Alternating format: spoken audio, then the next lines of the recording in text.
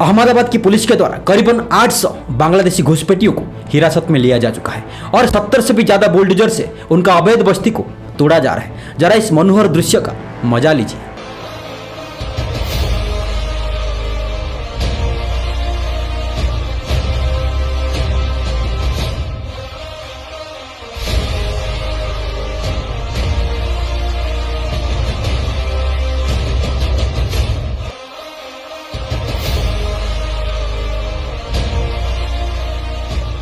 अगर आप एक राष्ट्रवादी हो, वीडियो को लाइक और चैनल को सब्सक्राइब करिए, क्योंकि आपके बिना हमें और कोई सपोर्ट नहीं करेगा। जय हिंद।